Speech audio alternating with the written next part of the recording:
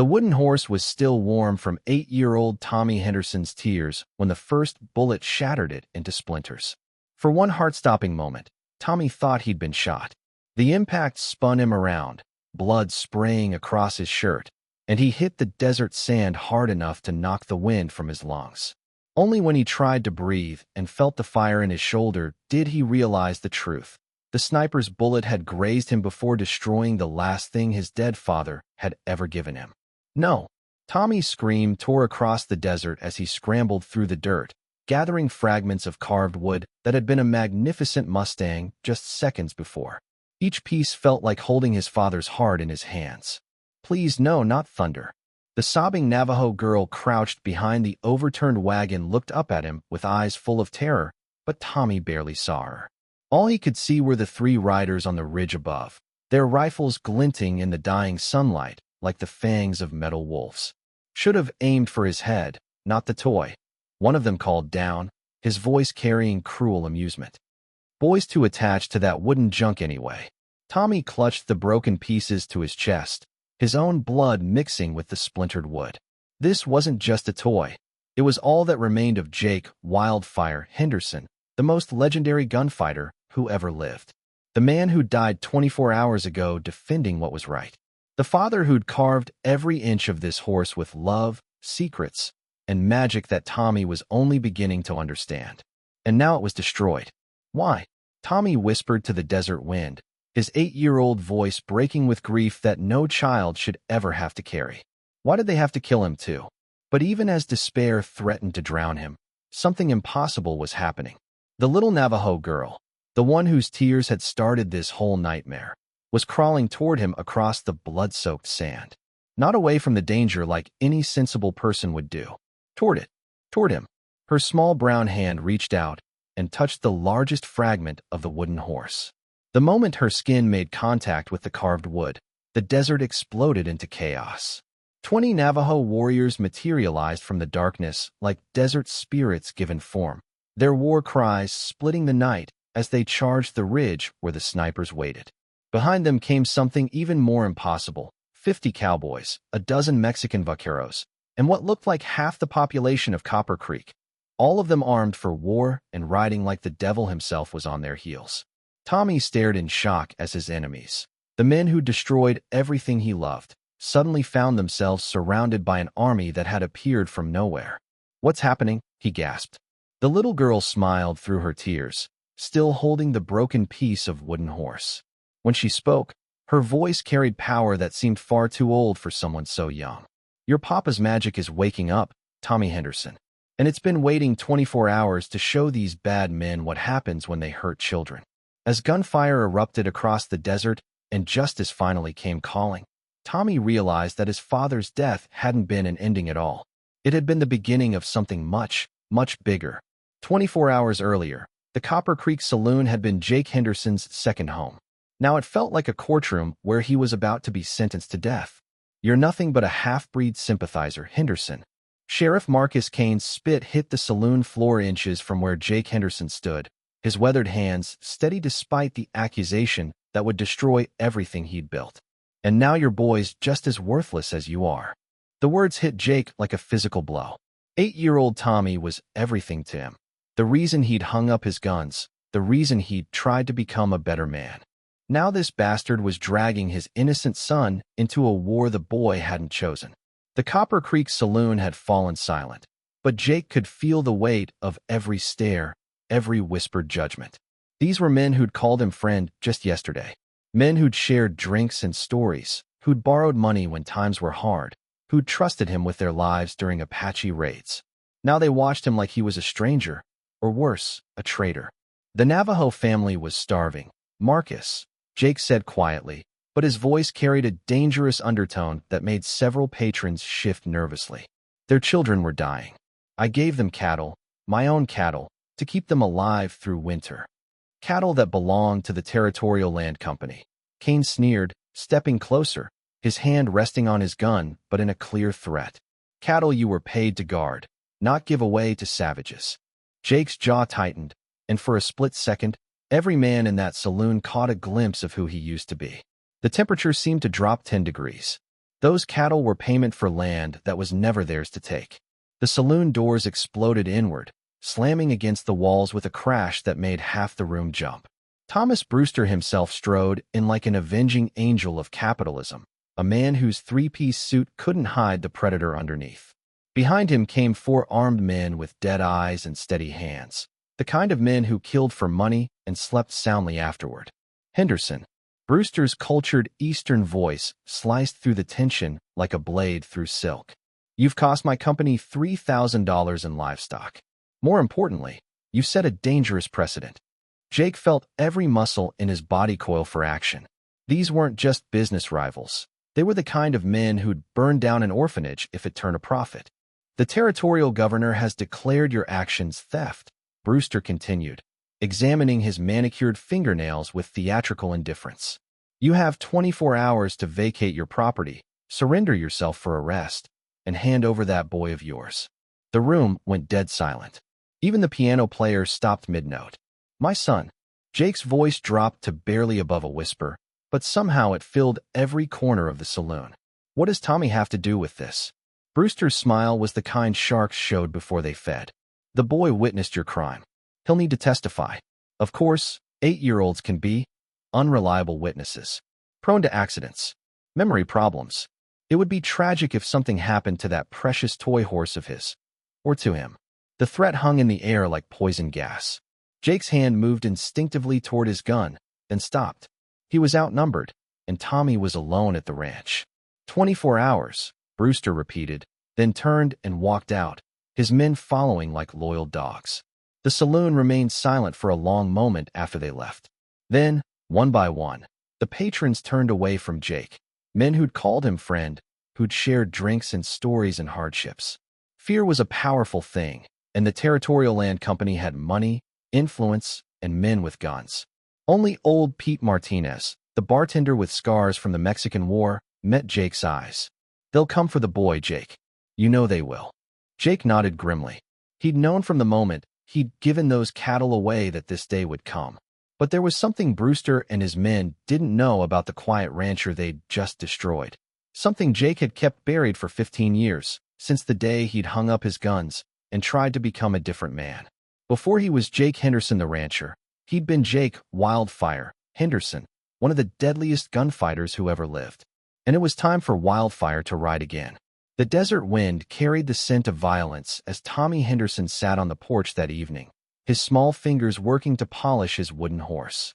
At 8 years old, he could already read the signs his father had taught him. The way the horses in the corral kept looking toward the ridge, the unusual silence of the night birds, the metallic taste in the air that came before storms and gunfights. "Pa," Tommy called, but Jake was already emerging from the barn, Winchester in hand, his entire demeanor transformed from gentle rancher to something far more dangerous. "I see them, son." Jake's voice had changed.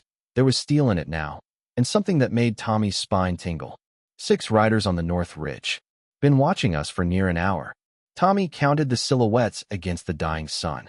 Why don't they just come down? Because they're not sure what they're dealing with yet. Jake's smile was cold as winter moonlight. Tom, they found out. "Pa, you're scaring me." Jake knelt beside his son, and suddenly he was gentle father again, for a moment. "Tommy, remember those bedtime stories I used to tell you? About the gunfighter who cleaned up 3 towns and brought peace to the territory?" Tommy nodded, clutching his horse tighter. "Those weren't stories about some made-up hero, son. And they weren't about your grandpa like I told you." Jake's eyes held depths Tommy had never seen before. "They were about me." The revelation hit Tommy like a physical blow. His quiet father, the man who read him stories by lamplight, who taught him to be gentle with wounded animals, who never raised his voice even when Tommy tracked mud through the house, had been a legendary gunfighter? But you hate guns. You always said violence was wrong. I said violence should be the last choice, not that I didn't know how to use it. Jake checked his rifle with movements so fluid they seemed like a deadly dance. "I hung up my guns when I met your mother because I wanted to be the kind of man who'd raise a son to be better than I was. But sometimes, boy, the world doesn't let you stay better." The riders were moving now, flowing down from the ridge like black water, their intentions clear in every line of their approach. Tommy counted weapons, rifles, pistols, enough firepower to level a small town. Pa, what do we do? Jake Henderson, no, Wildfire Henderson, stood slowly, and Tommy watched his father disappear completely. In his place stood a stranger with eyes like winter sky and hands that moved with lethal precision. We do what we have to do. But first, son, promise me something. Those deadly hands reached out to touch Tommy's face with infinite gentleness. No matter what you see tonight, remember that everything I do to protect you. And if something happens to me, don't say that, Pa. If something happens, Jake continued relentlessly, you take that horse and you run north. 20 miles to the Navajo settlement. Find a woman named Maria Begay. She'll recognize that toy. She'll keep you safe. Tommy's eyes widened. How would she know my horse? Jake's smile held 15 years of secrets. Because 15 years ago, a young gunfighter carved that horse from sacred wood as a gift for the woman who nursed him back to health after he took 3 bullets defending her family. He was going to give it to her, but then he decided to save it for the son he hoped to have someday. Jake's voice grew thick with emotion. A son who'd be brave enough and kind enough to be worthy of its power. Power, Tommy whispered. Before Jake could answer, a voice cut through the desert air like a whip crack. Jake Henderson, this is Deputy Marshal Williams. You're under arrest for theft of territorial property. Surrender yourself and the boy. Jake stepped off the porch, his rifle held ready but not threatening yet. The boy's innocent. The boy's a witness. He comes with us. That's when Jake Henderson died and Wildfire Henderson was reborn. The transformation was absolute. Predatory grace replacing rancher's calm, death riding in his eyes like storm clouds. Over my dead body, he said, and the desert held its breath. The first shot shattered the evening quiet, not from Jake's rifle, but from one of Brewster's nervous killers, a kid who'd probably never faced a real gunfighter before. The bullet screamed past Jake's ear, close enough to part his hair. What happened next would be talked about in saloons for 50 years. Jake Henderson moved like liquid lightning. His rifle barked once. The nervous kid tumbled from his saddle, clutching his shoulder. Twice. A second gunman's horse reared as its rider pitched backward, a red flower blooming on his chest. 3 times, Deputy Marshal Williams' hat flew off his head along with part of his skull. Jake rolled behind the water trough as return fire splintered the wood around him, but Tommy could see his father's grin, the wild, dangerous smile of a man doing what he was born to do. Jesus Christ, one of the surviving gunmen screamed. That's not just some rancher. That's Wildfire Henderson. The name hit the remaining attackers like a physical blow. Even Sheriff Kane went pale. The legend they'd thought was long buried was very much alive, and he was killing them with surgical precision. Jake's pistol appeared in his hand like magic. When had he even drawn it? 4 shots, for different targets. The first took out a gunman trying to flank him. The second shattered Kane's gun hand, sending the sheriff to his knees with a scream of agony. The third and fourth dropped the last 2 riders before they could reload. Smoke drifted across the yard like morning mist. 7 men had ridden down from that ridge. Now only Sheriff Kane remained alive, bleeding into the dust and whimpering. Always were too slow, Marcus, Jake said, walking over to where the lawman knelt. Even 15 years ago when you were trying to bushwhack settlers for their land claims. But triumph made Jake careless. He didn't see the 8th man, the one who'd circled around during the fight, the professional killer who'd hung back to see how the battle played out before making his move. Tommy saw, though. Tommy saw the rifle aimed at his father's back and did the only thing an 8-year-old could do. Pa, behind you. Jake spun, but the killer was already pulling the trigger. The rifle cracked like thunder, and Wildfire Henderson, the fastest gun who ever lived, crumpled to the dirt, blood spreading across his chest like spilled wine. The assassin stepped out of the shadows, already working the bolt on his rifle for the killing shot. But he'd forgotten about the boy. Tommy's wooden horse flew through the air with all the force his small arm could muster, striking the killer square in the face. Not hard enough to hurt him badly, but enough to spoil his aim, to buy 1 precious second. 1 second was all Jake Henderson needed. The Derringer appeared in his hand like the last card in a rigged poker game. His final ace, kept hidden for 15 years in his boot. The killer's second shot went wide as Jake's hideout gun spoke its single, decisive word. The assassin toppled backward, a neat hole between his eyes, his rifle clattering uselessly in the dust. Then Jake Henderson collapsed, his breathing shallow and labored, his life leaking out through the hole in his chest. "Tommy," he whispered as his son knelt beside him. "The horse. Take the horse and run. Find Maria Begay. Tell her. Tell her Wildfire kept his promise." Tommy clutched the wooden horse, now stained with his enemy's blood, and ran into the darkness. Every step felt like a betrayal, leaving his dying father alone in that yard full of corpses. But Jake's final command burned in his ears, and 8 years of obedience carried him forward even when his heart screamed at him to stay. Behind him, Jake Henderson closed his eyes and waited for death. He didn't see Sheriff Kane dragging himself across the dirt with his one good hand. He didn't see the backup pistol the corrupt lawman kept hidden in his boot.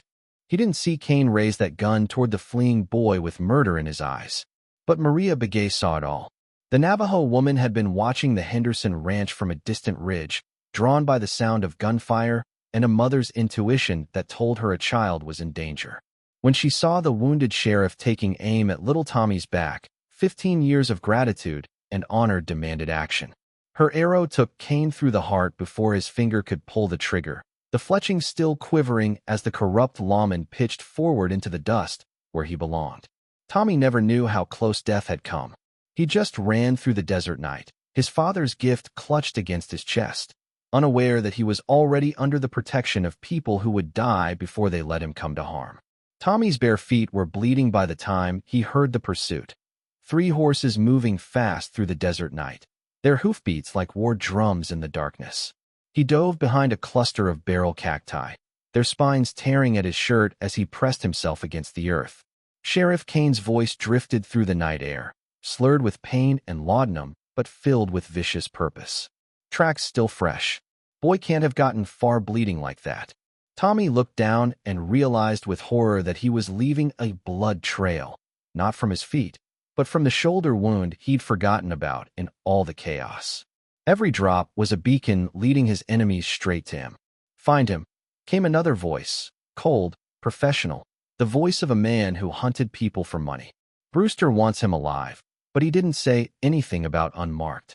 Cruel laughter echoed through the desert, and Tommy felt something break inside his chest. These weren't lawmen seeking justice. They were predators hunting a wounded child for sport. That's when he heard it, the soft sound of crying coming from somewhere ahead, barely audible over the wind through the Joshua trees. Tommy crept forward, his wooden horse clutched against his chest like a talisman, until he could see into a moonlit clearing where disaster had struck. An overturned wagon lay on its side like a dying animal, its contents scattered across the desert floor. Beside it sat a Navajo family, a man with a blood-soaked bandage around his leg, a woman cradling a baby, and a little girl about Tommy's age who was sobbing as if her heart would break. The sight hit Tommy like a physical blow. Here was suffering worse than his own, a whole family destroyed, homeless in the desert, probably hunted by the same kind of men who were chasing him. The injured man spotted Tommy first, his hand moving instinctively toward a rifle. But when he saw Tommy was just a child, a wounded, frightened child, his expression softened. "You're hurt, little one," the woman said in accented English, her voice gentle despite her own fear. "Come, let me help." "I can't," Tommy whispered, glancing back toward the sound of approaching hoofbeats. "Bad men are chasing me. If they find you with me." The woman's face hardened with recognition and rage. "Bad men chase us too. Always chasing, always taking. They came yesterday, said we must leave our land, go to reservation. When my husband said this was our home, they shot him and broke our wagon." Tommy looked at the little girl, her dark eyes red with tears, her small body shaking with terror and grief. She looked exactly like he felt, lost, alone, and abandoned by a world that seemed determined to destroy everything good and innocent. The sound of horses was getting closer, harsh voices calling out coordinates, planning how to surround him. In minutes, maybe seconds, they'd be discovered. Tommy looked down at his wooden horse, the last piece of his father, the only thing he had left of the man who died protecting him. It was priceless, irreplaceable, all he had in the world. Then he looked at the sobbing girl, and suddenly he knew exactly what his father would do. "Here," Tommy said, kneeling beside her and holding out the carved Mustang. This was my pa's. He's gone now. But maybe it can help you not be so scared. The girl stared at the horse with wonder, her crying stopping as if by magic. Her mother started to protest in Navajo, probably telling her not to take things from strangers, but something in Tommy's eyes stopped her. The moment the girl's fingers closed around the wooden horse, the desert seemed to hold its breath. Her eyes went wide, not with fear anymore, but with something that might have been hope. "Thank you," she whispered. Tommy felt a strange peace settle over him, as if giving away his most precious possession had somehow made him richer instead of poorer. "Take care of him," Tommy said. "His name is Thunder, and he's got magic in him." The thunder of hoofbeats exploded into the clearing like the wrath of God himself. But these weren't the 3 hunters Tommy had expected.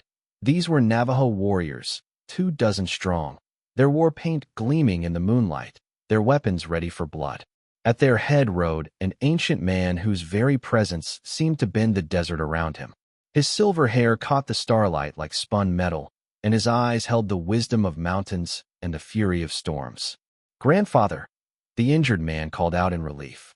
The war chief's gaze swept the scene, the broken wagon, the wounded family, the white boy kneeling protectively beside his granddaughter. When his eyes fell on the wooden horse in the little girl's hands, his expression changed completely. "You," he said to Tommy in perfect English, his voice carrying the weight of centuries, "are the son of Wildfire Henderson." It wasn't a question. Tommy nodded, suddenly understanding that his father's legend had traveled further than he'd ever imagined. "I am Hotein Begay, war chief of the Dine," the old man said, dismounting with fluid grace despite his age.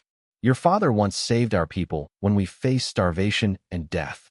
Tonight, we return that favor." Before Tommy could respond, Sheriff Kane's voice cut through the night like a rusty blade. Well, looks like the boy found himself some savage friends." The corrupt lawman rode into the clearing with his 2 remaining killers, his wounded arm still in a sling, but his good hand steady on his gun. Behind them came more riders. Not more hunters, but something far worse. Territorial militia. 50 soldiers in blue uniforms, their carbines glinting in the moonlight, their faces set with the grim certainty of men following orders. "Surrender the boy immediately," called their commander, a major with cold eyes and a voice like steel. "You are harboring a fugitive from territorial justice." Hotein Begay stepped forward, and somehow one old man managed to project more menace than 50 armed soldiers. "What justice hunts children in the desert?" the war chief asked quietly. "The justice that says this territory belongs to civilized men, not wandering bands of savages." The major's words were chosen to provoke, to give him the excuse he needed for massacre. That's when the Real surprise arrived.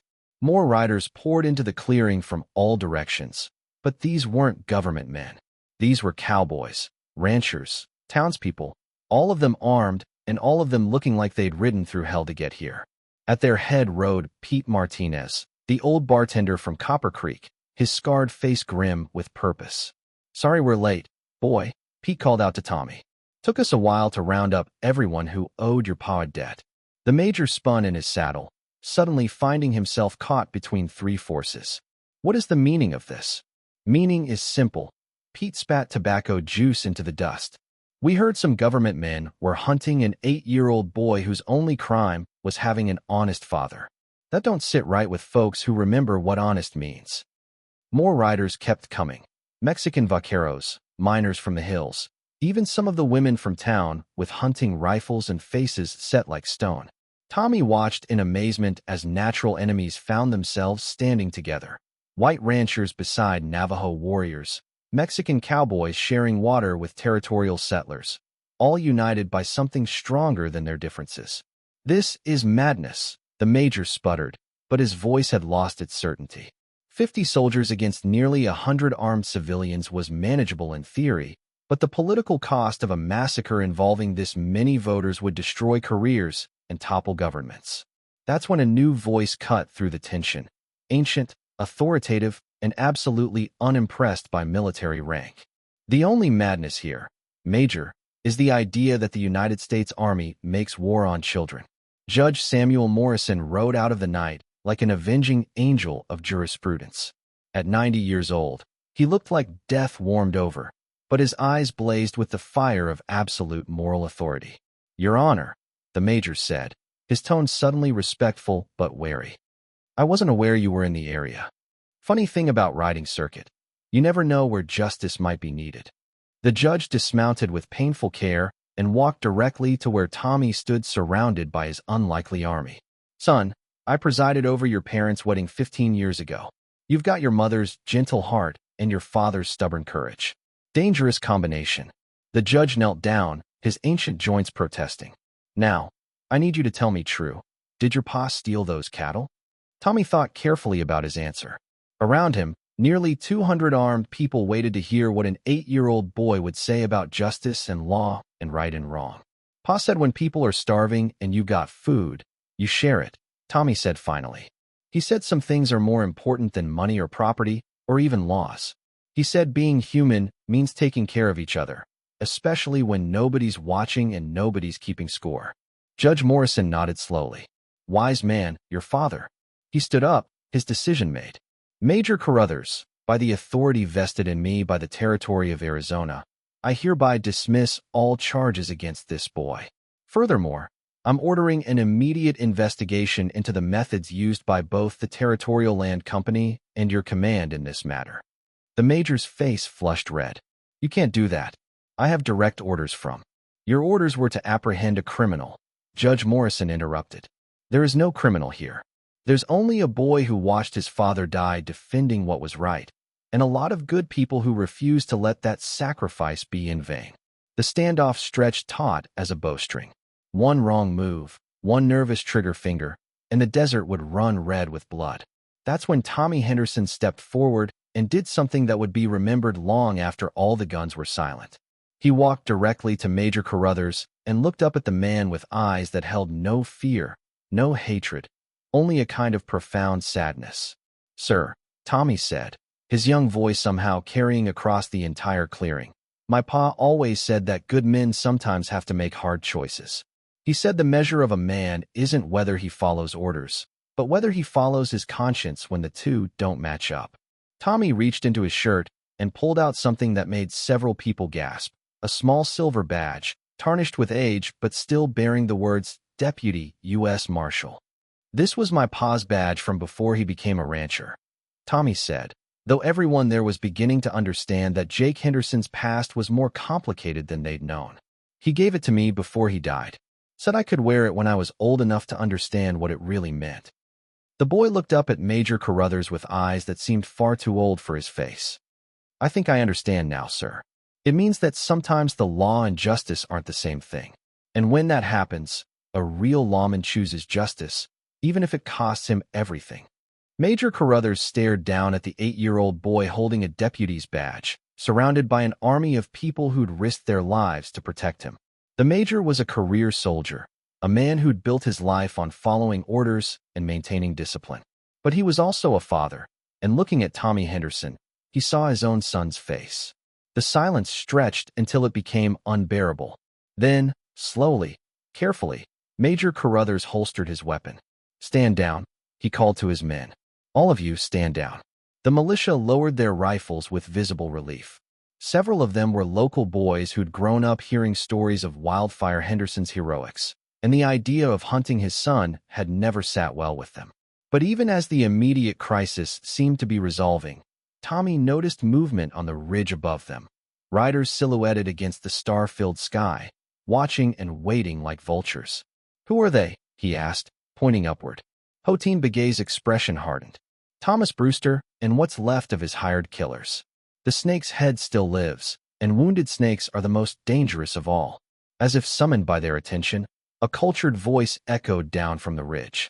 "How touching. A regular little peace gathering. Pity it won't last the night." Thomas Brewster's voice carried mockery and menace in equal measure. "Major Carruthers, I'm afraid you've just ended your military career. I have witnesses to your fraternization with hostiles and your refusal to follow direct orders. By dawn, you'll be facing a court-martial." The implications hit everyone at once. Brewster might have lost this battle, but he was far from finished. A man with his connections could destroy careers, ruin lives, hunt them down one by one until they were all dead or broken. There's something else you should know, Brewster continued, his voice carrying smug satisfaction. I've just purchased the mineral rights to this entire valley from the federal government. Every person standing in this clearing is now trespassing on private property. You have 1 hour to disperse, or I'll have you all arrested. Judge Morrison's face was grim. If the Federal Land Office has transferred those rights, then my authority is limited. Tommy felt the adults around him beginning to despair. They'd won the battle, but they were losing the war. Brewster had outmaneuvered them all, using the very system they'd thought would protect them. But then little Sarah Begay tugged on Tommy's sleeve. The horse, she whispered in accented English. Thunder is trying to tell me something. Tommy looked down at the wooden horse in her hands, and his breath caught. The carved Mustang seemed to be glowing in the moonlight, and etched into its base were symbols he'd never really noticed before. Symbols that looked suspiciously like a map. Pa.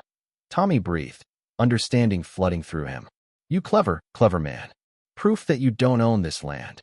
Tommy held up the wooden horse. Proof that you never did. The laughter stopped abruptly. After a moment, Brewster's voice came again, harder now and edged with uncertainty. What kind of proof? The kind that sends men to federal prison for 20 years. Judge Morrison called out. The kind that ruins reputations and destroys companies and makes widows out of wives. There was a long silence from the ridge. Then the sound of horses moving, coming down the slope. Brewster was coming to them, but he wasn't coming alone. Tommy counted at least a dozen riders with him. Hard men with the look of professional killers. This could get ugly, Major Carruthers said quietly, his hand resting on his saber hilt. It already has been ugly, Hosteen Begay replied. Now it will be finished. Brewster rode into the clearing like a man attending his own execution, which, in a sense, he was. His three-piece suit was dusty from hard riding, his usually perfect hair disheveled, his face showing the strain of a man whose carefully laid plans were crumbling around him. Show me, he said without preamble, his eyes fixed on the wooden horse in Tommy's hands. Tommy held up the carved Mustang, turning it so Brewster could see the symbols etched into its base. My pa was there when your government signed a treaty with the Navajo people. A treaty that gave them permanent rights to all the mineral wealth in this valley.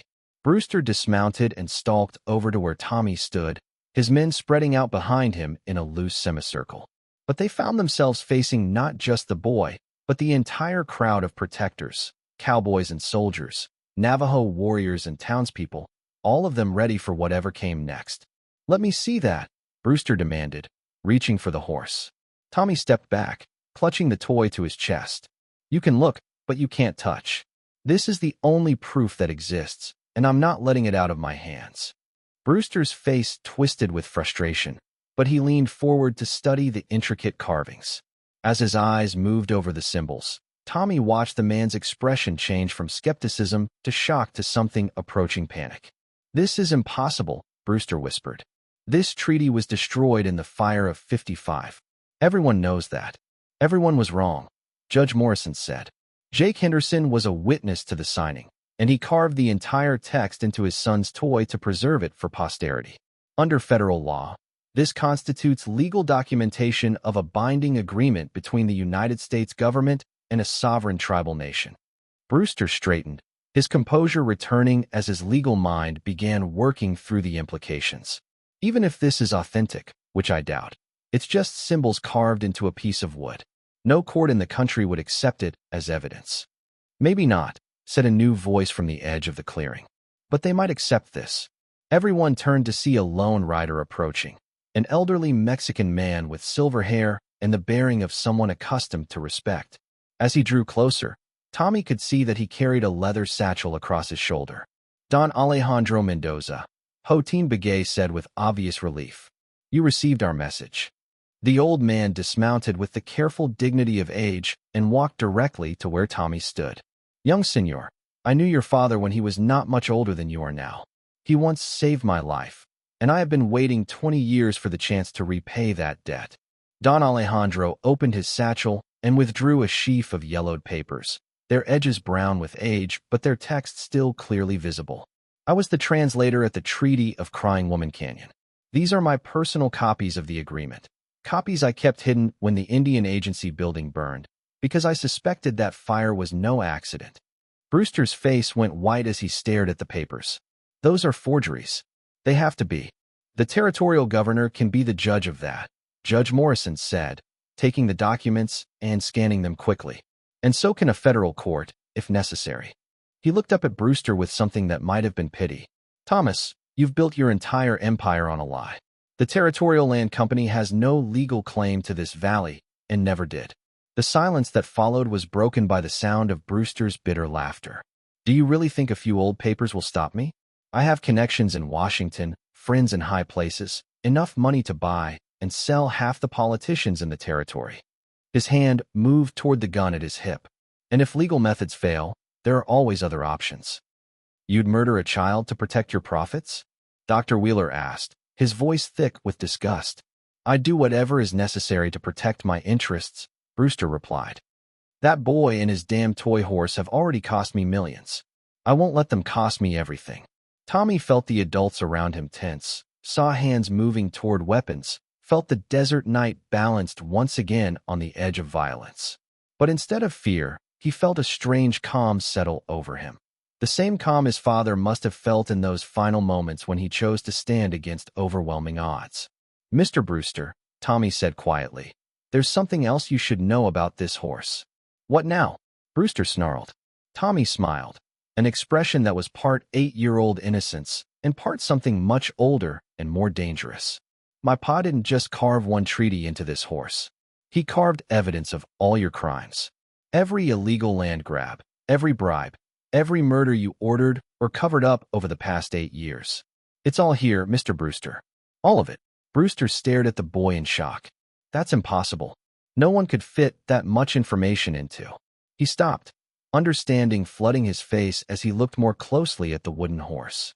The carving wasn't just on the base. It covered every inch of the toy, layer upon layer of microscopic symbols that would take a magnifying glass to read properly. Your father was a very patient man, Don Alejandro said with admiration, and very thorough. He spent 3 years carving all of it. Tommy continued, enjoying the look of growing panic on Brewster's face. Every dirty deal, every payoff, every threat. Names, dates, amounts, witnesses. He knew someday you'd come for him, and he wanted to make sure the truth would survive even if he didn't. Brewster's hand closed around his gun butt. Then I'll just have to make sure that horse doesn't survive either. But as he drew his weapon, he found himself staring down the barrels of 50 rifles, 20 pistols, and enough arrows to turn him into a pincushion. Every person in the clearing had armed themselves the moment his intentions became clear. Go ahead, Major Carruthers said conversationally. Draw on a child. See how far you get. Brewster's hand froze on his gun, his eyes darting around the circle of weapons pointed at him. You're all witnesses to this, he said desperately. I'm a respected businessman, a pillar of the community. Who's going to believe? Everyone, Judge Morrison interrupted. Because tomorrow morning, I'm sending copies of all this evidence to the territorial governor, the federal marshal's office, and every newspaper between here and Washington, D.C. By the end of the week, Thomas Brewster will be the most wanted man in the American West. The final twist was about to unfold. The revelation that would transform everything everyone thought they knew about the night's events. Actually, said a familiar voice from the darkness, I think Thomas Brewster is already the most wanted man in the West. Every head turned as a figure stepped into the firelight, a tall man with graying hair and a deputy marshal's badge that gleamed like silver fire in the moonlight. Pa, Tommy whispered, his voice barely audible. Jake Henderson, alive, wounded, but very much breathing, walked into the clearing with the careful movements of a man who'd cheated death by inches. His shirt was soaked with blood, his face was pale from blood loss, but his eyes were as steady as ever. Hello, son, he said quietly. Sorry I'm late. The silence in the clearing was so complete that Tommy could hear his own heartbeat thundering in his ears. His father, his dead father, stood 20 feet away, looking like he'd crawled out of his own grave. But you were shot, Tommy stammered. I saw you fall. I saw the blood. Jake Henderson's smile was weak but genuine. Takes more than a couple of bullets to kill an old gunfighter, boy. Though I'll admit, it was touch and go for a while there. How? Dr. Wheeler demanded, his medical mind struggling to process what he was seeing. Sheriff Kane's final shot missed me by inches, Jake explained, his voice growing stronger as he spoke. Knocked me unconscious, but didn't kill me. When I came to, I found myself looking up at the stars and listening to horses riding away. Figured it was better to let everyone think I was dead until I could figure out what Brewster was really planning. Brewster himself had gone white as a sheet, staring at Jake as if he were seeing a ghost. This is impossible. My men confirmed the kill. Your men confirmed what they wanted to see, Jake replied. Same as you, Brewster. You've been seeing what you wanted to see for so long. You've forgotten how to see what's really there. Tommy wanted to run to his father, to throw his arms around him and never let go, but something held him back. There was more happening here than a simple resurrection. He could see it in his father's eyes, in the way the adults were all watching each other with sudden wariness. Jake, Judge Morrison said carefully, how long have you been listening? Long enough to hear my boy negotiate with a federal land company representative. Long enough to see him bring together people who've been enemies for generations. Long enough to be proud as hell of the man he's growing up to be. Jake's eyes never left Tommy's face. And long enough to see Thomas Brewster threaten to murder an 8-year-old child. The implications hit everyone at once. Jake Henderson hadn't just survived. He'd been watching, listening, gathering evidence of everything that had transpired. You set this up, Brewster said, understanding flooding his face. This whole thing was a trap. Not a trap, Jake corrected. A test. I needed to know how far you'd go, how many laws you'd break, how many people you'd hurt to get what you wanted. Now I know. Jake reached into his shirt and withdrew a small device that made several people gasp. A new Edison recording cylinder, the kind used by court reporters in the big cities. Amazing what they're inventing these days, Jake said conversationally. This little gadget has been recording every word spoken in this clearing for the past 2 hours. Every threat, every confession, every admission of guilt. He looked directly at Brewster. Including your stated intention to murder my son. Brewster's face cycled through shock, rage, and finally a kind of desperate calculation. Even if that's true, you're still just one man against my entire organization. The Territorial Land Company has resources you can't imagine. Had resources, Jake corrected. Past tense. As if summoned by his words, new riders began appearing at the edges of the clearing, but these weren't more of Brewster's hired guns.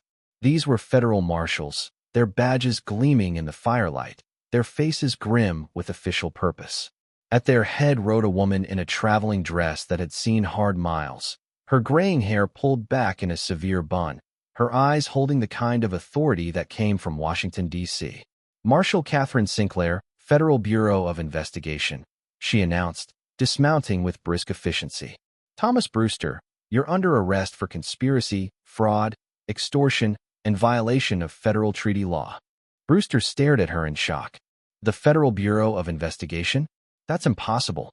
The Bureau doesn't have jurisdiction over territorial matters. It does when those territorial matters involve fraud against the federal government, Marshal Sinclair replied. For the past 6 months, we've been investigating reports of illegal land seizures and treaty violations throughout the Southwest. Your name kept coming up in our inquiries. She walked over to where Jake stood, her expression softening slightly. Mr. Henderson, I believe you have something for us.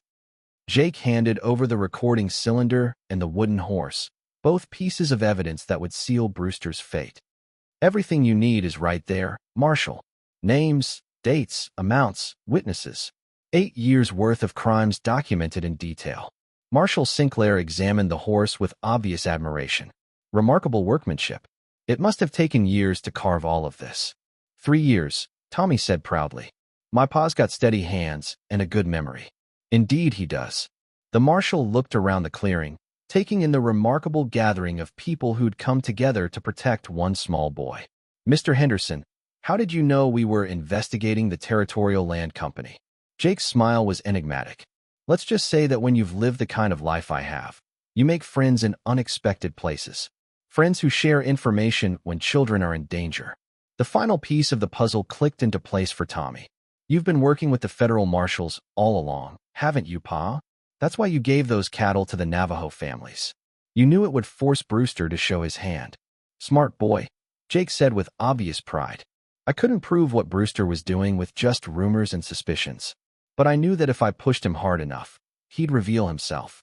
I just didn't expect him to go after you directly. Brewster made one last desperate play, his hand moving toward his gun. I won't go to prison for doing what every other businessman in the territory is doing. But before he could clear leather, he found himself facing not just Jake Henderson's gun, but the weapons of every person in the clearing. Cowboys and soldiers, Navajo warriors and townspeople, all united in their determination to see justice done. Every other businessman in the territory isn't threatening to murder children, Major Carruthers said coldly. And every other businessman doesn't have a federal recording of himself confessing to multiple felonies. Brewster's hand slowly moved away from his gun as the reality of his situation finally penetrated. He was finished, and everyone there knew it.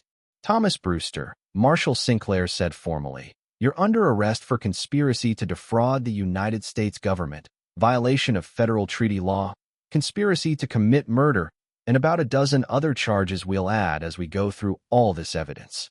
She nodded to her deputies. "Take him away." As the federal marshals led Brewster and his remaining men away in chains, the crowd in the clearing began to disperse. The immediate crisis was over, the immediate danger past. But for Tommy Henderson, the real revelation was just beginning. "Pa," he said as Jake knelt down to embrace him, "why didn't you tell me you were working with the marshals?" "Because 8-year-old boys aren't very good at keeping secrets," Jake replied with a smile. "And because I needed your reactions to be genuine. If you'd known this was all planned, Brewster would have seen through it in a heartbeat." Tommy thought about this for a moment, then nodded solemnly. "So when I gave Sarah the horse, that wasn't part of the plan? That was all you, son. That moment of kindness, that choice to comfort a crying child even when you'd lost everything. That was pure Tommy Henderson. And it was the most important part of this whole night." Hatim Begay approached them, the wooden horse now back in his weathered hands. "The child speaks truth, Wildfire. Without his gift to my granddaughter, none of us would have been here tonight. The Dine would not have ridden to help a white man's son, no matter how much we owed his father." "Your granddaughter?" Tommy looked over at little Sarah, who was sleeping peacefully in her mother's arms, still clutching the horse. "My brother's daughter's child," the war chief explained. "When you gave her this gift, you created a bond between our families that can never be broken. In our tradition, such a gift makes you our relative, our family." Jake's eyes widened as he understood the implications. "Hosteen, that's a great honor, but—" "No buts," the old man interrupted. "The boy is Dine now, as much as he is white. He will always have a place with us, always have our protection, always be welcome in our hogans." He looked down at Tommy with something that might have been grandfatherly affection. "And when he's old enough, we will teach him the old ways, the warrior ways, so that he can protect others as we protected him tonight." Tommy felt something settle in his chest, a sense of belonging that went deeper than blood or race or the artificial boundaries that adults seemed so fond of drawing. He was part of something larger now, part of a family that included cowboys and Indians, soldiers and citizens, people who'd chosen to stand together when it mattered most. "Pa," he said quietly, "what happens now?" Jake looked around the clearing, at the faces of people who'd risked everything to protect his son, at the evidence of justice finally being served, at the beginning of something that might actually resemble peace in the valley. "Now, son, we go home. We rebuild. We remember what we learned tonight about what's really important." He paused, his voice growing serious. "And we make sure that the next time someone needs help, we're ready to give it." As the sun began to rise over the desert, painting the sky in shades of gold and crimson, Tommy Henderson walked beside his father toward whatever future awaited them. In his pocket, he carried a small piece of carved wood, a gift from Sarah Begay, who'd insisted he take something in return for the horse. It was a tiny Thunderbird, carved with the same love and skill that his father had put into the Mustang. Behind them, the unlikely alliance that had formed in the darkness began to dissolve into the light of day. But the bonds forged in that desert clearing would endure, bonds of respect and friendship and shared purpose that transcended every artificial division that had kept these people apart.